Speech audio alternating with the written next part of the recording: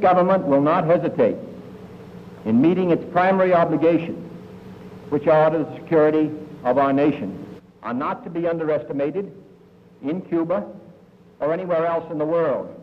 Secondly, it is clear that this nation must take an ever closer look at the menace of external communist intervention and domination in Cuba.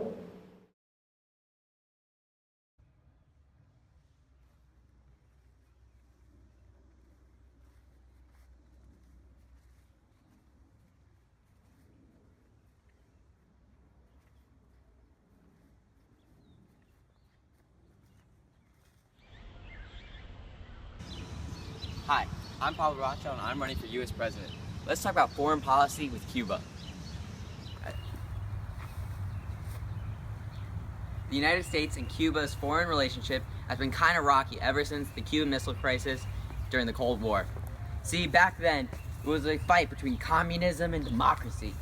The Soviet Union was trying to take control of Cuba, but the United States not like that, obviously. Let's go more in depth. The Cuban Revolution led to the deterioration of relations between the two countries, and diplomatic ties were broken on January 3, 1961, after the Eisenhower administration rejected a demand from Fidel Castro to reduce the number of U.S. Embassy personnel in Havana.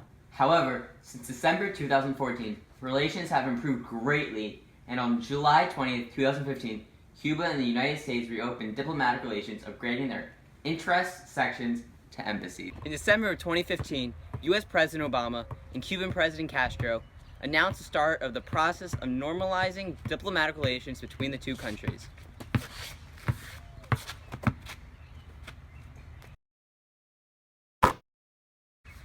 Following 18 months of secret negotiations in Canada and Vatican City, although relations have greatly improved since then, the United States still holds a trade embargo against Cuba, making it illegal for American companies to do business in Cuba.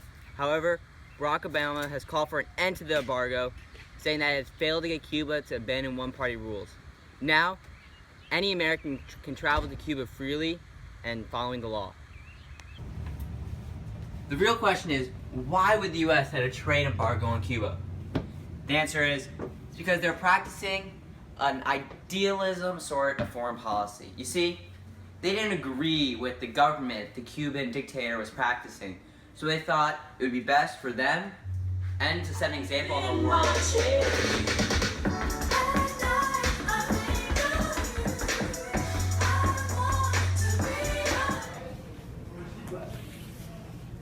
If you elect me as president, I'd like to further enhance our diplomatic relations with Cuba.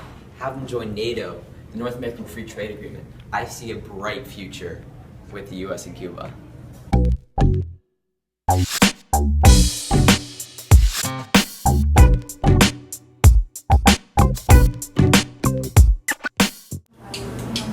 I have a bright future ahead for the U.S. Vote Pablo if you want good relations with Cuba. We'll be a winner.